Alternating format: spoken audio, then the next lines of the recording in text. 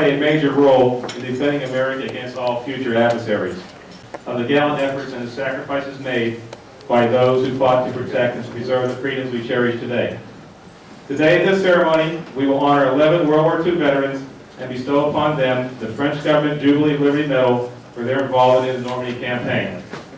And on the occasion of the 60th anniversary of D-Day, June 6, 1944, tomorrow, we will present congressional citations to 50 previous Jubilee Liberty Medal recipients. I'm going to ask you to rise so we can present the colors. Number 9 from West Hampton Beach, present the colors.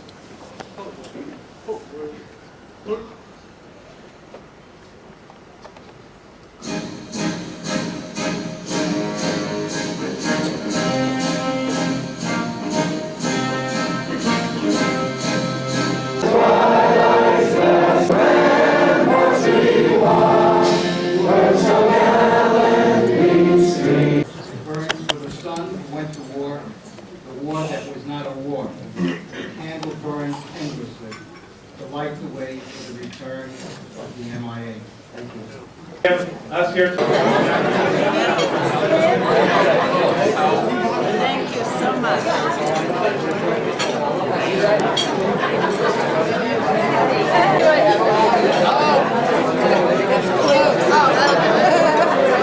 Either been to the World War II Memorial in Washington or are planning to go to the World War II Memorial in Washington. Raise your hand if you've been or okay. When was it built? I'm planning on going. When was it built? I haven't gone yet. You're planning on going too? I think you'll find this to be important. Last weekend, 300 veterans who live in my congressional district joined me in Washington, D.C. for the dedication of that memorial. Now, I've only been in Congress for 4 years, but one of the lessons that I've learned about Washington is that everything in Washington is symbolic. Everything is in a certain place for a certain reason. And think about the World War II memorial. 4,000 stars on that memorial. 1 star for every 1,000 soldiers killed. And think about where it is. It is right between the Washington Monument and the Lincoln Memorial. Right between the two. Washington, Lincoln. World War II Memorial in between. Now, why is it there? It could have been anywhere. There are thousands of memorials and monuments and statues and sculptures scattered all throughout Washington, D.C. Could have been anywhere. Why between the Washington Monument and Lincoln Memorial?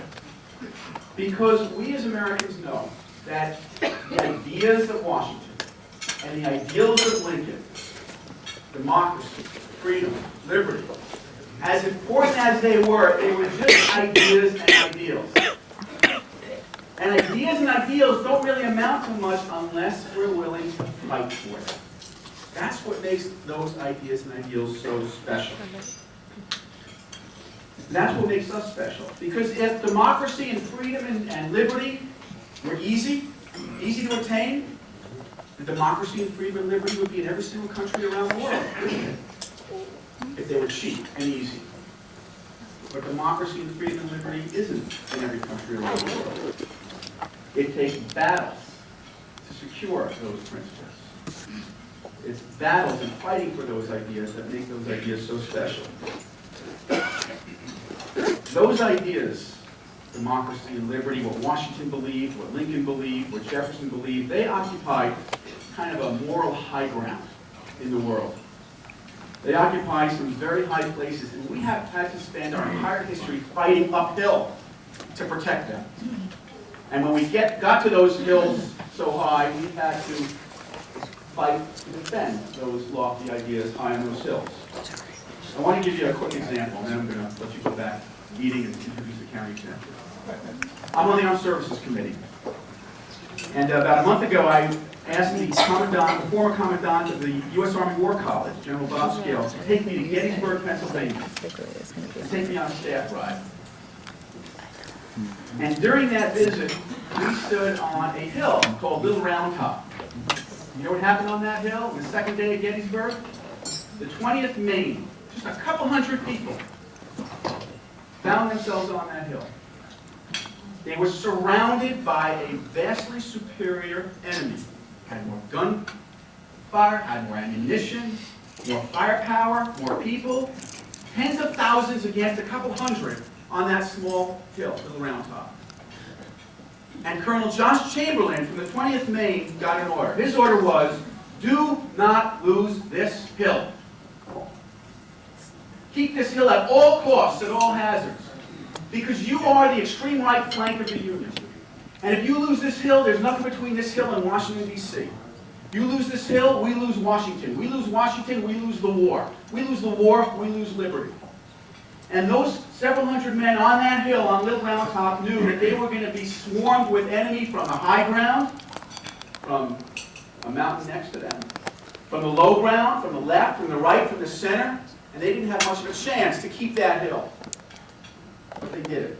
They repulsed one attack after another.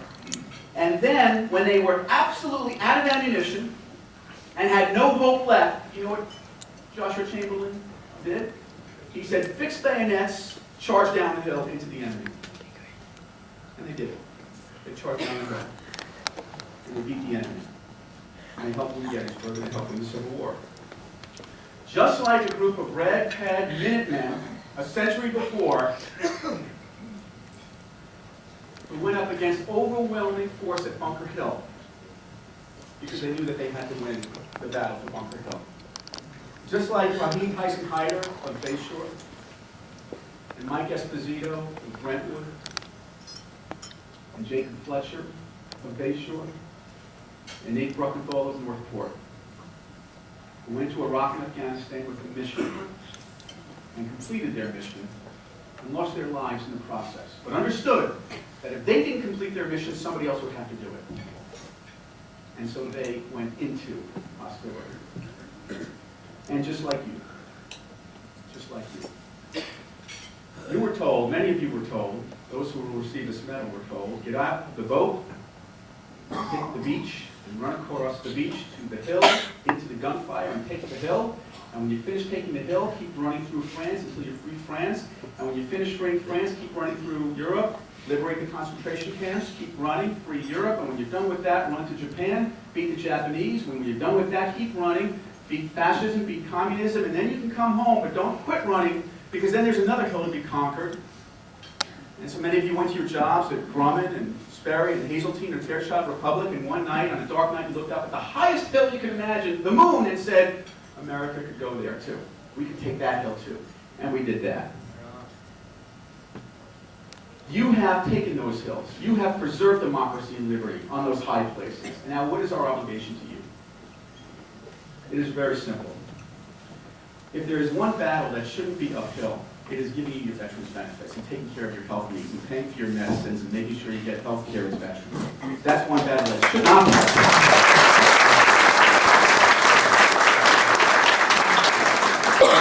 I'm very proud. Holly in my office is here, and Julie and Mike and Ava. We're very proud that we have, I'm told we've broken every record in Congress by securing $1.2 million in retroactive benefits for our veterans. And we do that, and I'm going to leave you with this, because we understand that you fought for the high ground because you thought democracy was worth the fight, and liberty was worth the fight, and freedom was worth the fight. And if you were willing to sacrifice for that high ground, we ought to be willing to sacrifice to make you our highest priority. So God bless those ragtag group of men and women who fought for Bunker Hill, and the 20th Maine who fought for Little Round Top, and those of you who fought at Normandy and in other places around the world, so that America would always be that place that shines on top of the hill. Thank you all very much. And they might say some baseball player, and they really don't have a clue as to what a hero is. A hero is an individual who, as Congressman Israel mentioned, is willing to overcome that fear, to look deep into his heart, and to storm that beach, knowing that the odds are against him. It's very interesting. Someone was explaining their definition of courage, and I always thought courage was having no fear, and that's not what courage is. Courage is having fear, yet overcoming that fear, doing what you have to do anyway, fulfilling your duty and your obligations. I bet there wasn't a man in any of those boats who were hitting the beach who wasn't scared out of their mind. But that doesn't mean they didn't have courage. It's just the opposite. If you weren't scared, there's no courage to be found. It's when you're scared, when you're frightened out of your mind, and you go forward and you do it anyway, knowing that the odds are against you, that the fellow who's standing next to you on the right and to the left may not be there with you just a couple of minutes later, and you're wondering if you're going to be that odd man out. I can't identify with what that's like, what that is like, because I've never been put in that position. I haven't been put in that position in part because so many of you in this greatest generation were and fulfilled your obligation and succeeded and gave guys like me and my generation the ability to live in this wonderful country with very few worries. You know, we sit around thinking we're all stressed out. We don't know what stress is. You know, this greatest generation went through the biggest depression our nation ever had to endure, and they did it with pride, without any complaints. That's the beauty of this greatest generation. They won a war against the greatest evil of our times. They licked the greatest depression of our time without a complaint. And here we are in this newer generation complaining because the VCR doesn't work right. You know, we got to get our priorities straight here. And you help us remind us what's truly important. I just want to note one very quick point here. If you think about the history of the world, and you do a timeline, for about 9/10 of that timeline, the human race was living under tyranny. It was usually one very powerful individual, a king, a monarch, or a dictator, or some type of tyrant, or a small oligarchy, that controlled the millions of masses. And that was the norm for the overwhelming majority of history. And then in 1776, there was a major breakthrough, where we started to experiment with this marvelous concept called democracy, where maybe we as individual human beings would be able to have some control over our own destiny, that we could play a role in our faith. But still, it was just in its infancy. We didn't know if it was going to survive or perish. In World War II, in the late 30s and 1940s, it was a distinguishing point in the history of the world and future history. Because what happened in those years, and specifically on that day, June 4th, 1944, actually would make the decision for us all as to whether that spark of democracy would be able to light into this inferno to free the world, or if it would be snuffed out and we'd never see it again. It was the clearest demarcation of good versus evil in the history of the world. And because of the men in this room, good triumphed. Let us never, ever forget that. You won that war, not only for those who were living back home in 1944, you won that war for every single human being who was alive at that time, but more importantly, every single human being for our future, for the history of the world to come. It goes back to that day, June 6, 1944. Because you won, we have hope. And we'll never, ever forget that. And will forever be in your gratitude. Let me conclude by making one more point. And that is Congressman Bishop and Congressman Israel both mentioned the need to preserve the base over here at Progreski Airport. We're going to do everything we can as well from your county government. In fact, there have been rumors circulating around that they want to try to close one of the bases. Who knows, it's possible Progreski here in West Hampton could be on that list. What we've done, through my administration, is tell the state and the federal government that we are willing to waive the fee that the Guard and the other units at that base pay to the county, about $30,000.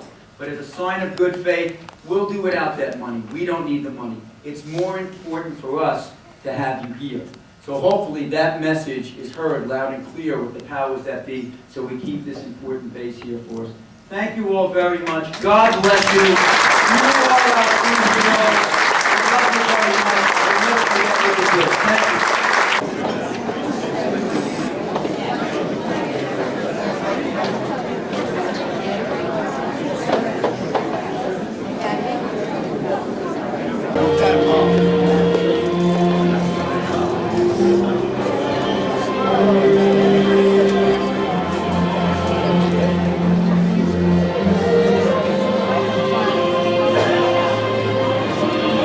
March with you, in company with our brave allies and brothers in arms on other fronts.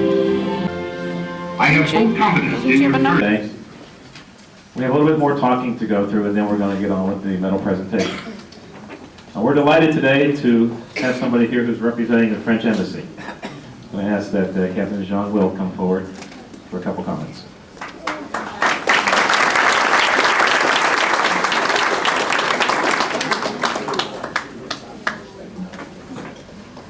Good afternoon. Congressman Israel, Colonel Kanders, and all those of the 106 Rescue Wing,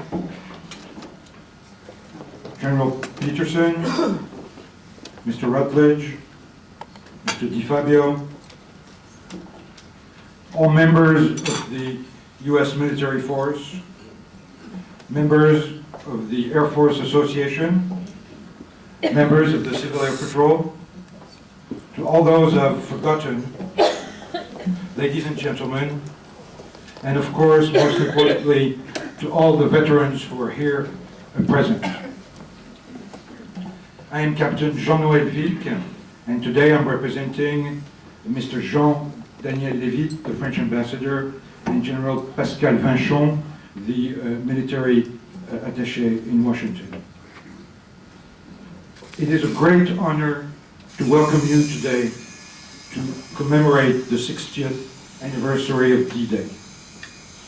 60 years ago, You gave your blood and your youth to France and to the French people. Many did not return. They will stay forever in Normandy. They will stay forever in our hearts.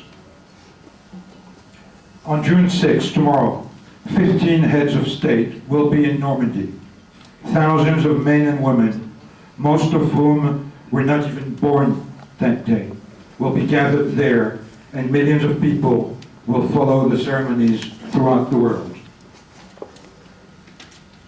All will pay tribute to the soldiers and officers who sacrificed their young lives in France and Europe, and to those who, like you, are fortunately today amongst us to remember. Twice last century, in 1917 and in 1944, American soldiers restored freedom to my country, to my continent. We will never forget. France will never forget. Europe will never forget. I want you to know that for all of us, for all French people, you are our heroes, because your courage, your bravery to take these hostile beaches, to drop from those planes, to fight a ferocious and merciless enemy, your bravery freed us. You were so young. You were ready to sacrifice your lives for our freedom, for a country which was not even yours. Now it is. The images of that day are part of our collective memory. Gratitude and remembrance are forever embodied in our souls. Every French person has a special place in his heart for you. You went to France to free, and you fought to liberate my country. Today, it's a privilege and a real pleasure to be here with you. And I wanted to mention just briefly a couple of initiatives that some French people took to ensure that your actions and your bravery will never be forgotten. The first thing is, I encourage you to go to a site which is called the French Will Never Forget.com. And it outlines certain initiatives that French people took to make sure that your bravery is never forgotten.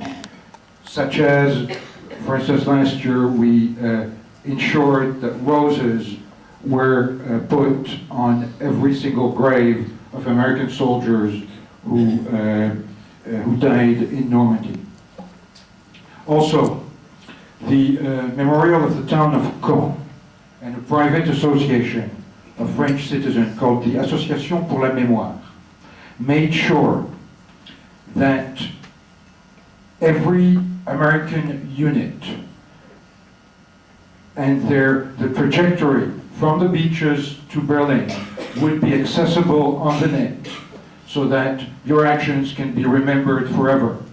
So if you are a veteran, or if you are a family, and if you want to know what your father, your grandfather, your grandmother did, and if you know the unit that were theirs, it is possible for you to exactly know day by day what their trajectory was between the 6th of June until the liberation in Berlin. If you have any questions about this, I'm available to give you more details. Again, today, it's a privilege and it was a real pleasure to be with you.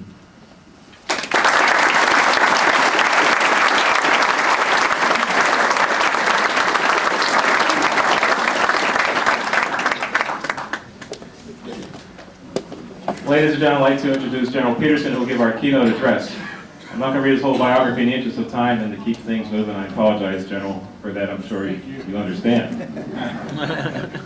General Peterson is now retired. He's my boss. He is the executive director of all of the Air Force Association, in charge of 135,000 members and 240 chapters nationwide. He's a highly decorated general. He's held numerous command positions. He's a fighter pilot with 597 combat hours. He lives in Arlington, Virginia, with his wife, Gail. Without further ado, I ask you to welcome Lieutenant General retired Don Peterson.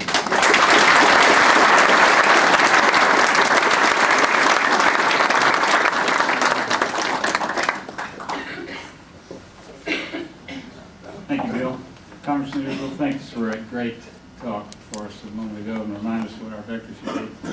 And Captain Wilk, I appreciate your comments as well. Colonel Candace and the great 106th Wing, what a great total force unit. Air National Guard, a great part of our Air Force capability, support to our nation in many areas. I want to start off by saying a couple of words first, and that's thank you. Thank you to every veteran in this room who served their nation so well, who's taken on the responsibilities that you take on. And thank you not only for serving this nation, but for the nations around this world. And I would say the same thing for our active and our Guard and our reserve units who are spread around our world right now in the defense of liberty and freedom. This globe is a challenging place to live in these days, but if it weren't for the men and women who serve our country so well, it would be even more challenging for us for sure. You know, in our nation's capital, we memorialize our American patriots who have fought and died for this country throughout our history. The Korean War Memorial, the Vietnam Wall, and Arlington National Cemetery. Thank you. They all attest to the sacrifices of those men and women. Last weekend, in a moving and emotional ceremony, our new World War II Memorial in Washington, D.C. was dedicated. It joins our Korean, our Vietnam, and our Arlington Cemetery memorials in paying tribute to those who made the ultimate sacrifice in defense of freedom.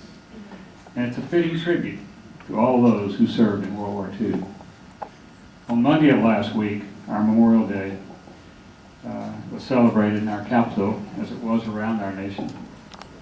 And it was on the Capitol lawn that we saw an emotion-filled concert that linked our veterans with the young men and women who serve today in our armed forces. It was a special remembrance of those lost in service to our nation.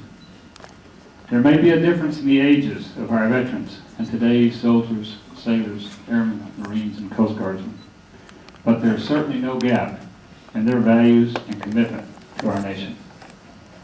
I find a strong bond and a great respect between our veterans and those serving today.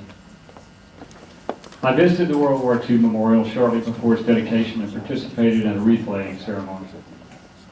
I was inspired by the beautiful and powerful memorial that honors the 16 million Americans who served in World War II, more than 400,000 of whom gave their lives.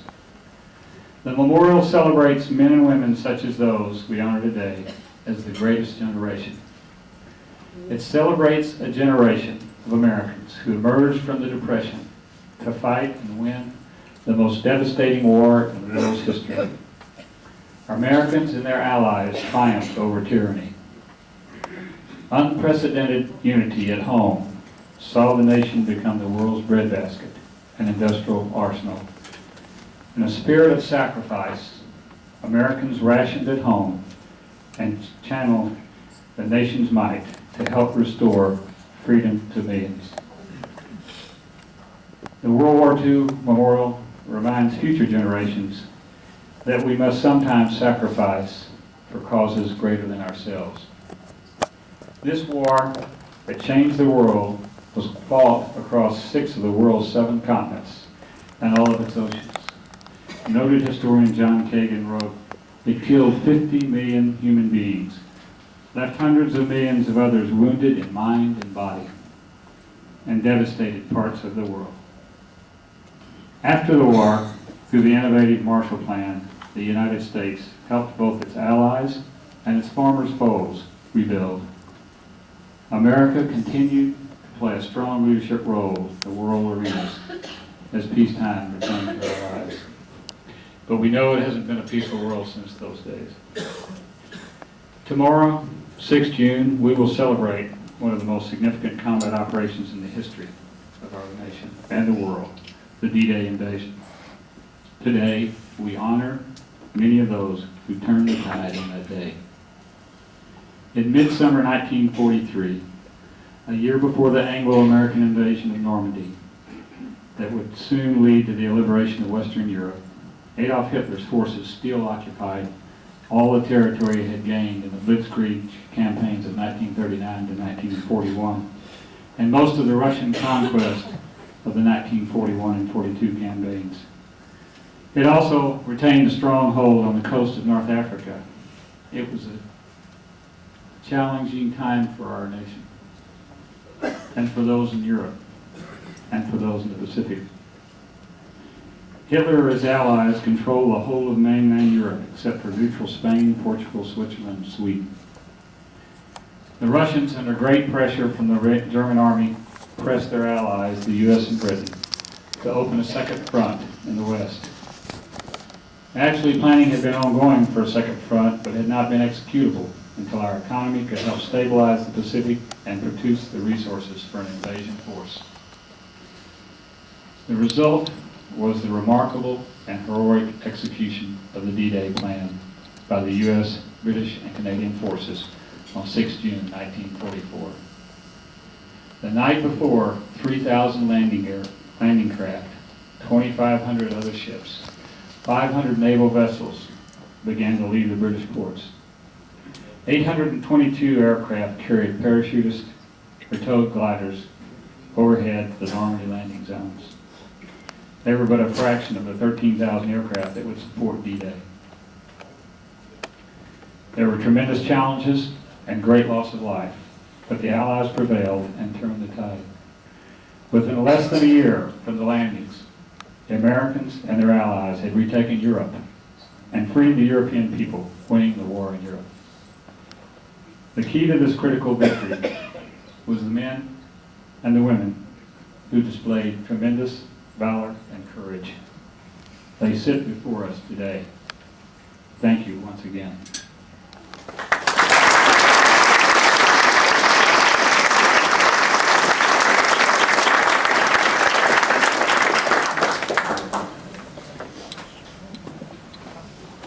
Will our presiding officials please take your place?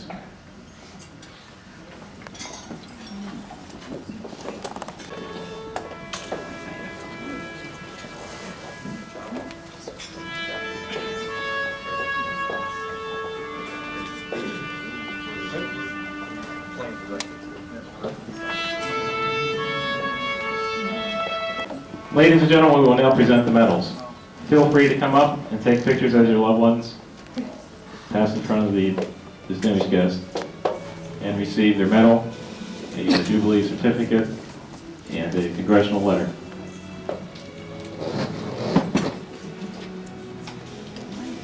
The proclamation accompanying the medal reads as follows. On behalf of the Normandy Regional Council, the Jubilee of Liberty is presented to these brave veterans present today who courageously fought during the Normandy campaign for the liberation of the region, France, and Europe. It is upon this occasion that the people of France extend their sincerest and warmest gratitude. These individuals have brought great credit upon themselves and the United States of America. In alphabetical order, the Jubilee of Liberty Medal is presented to PFC Gilbert Freidenreich.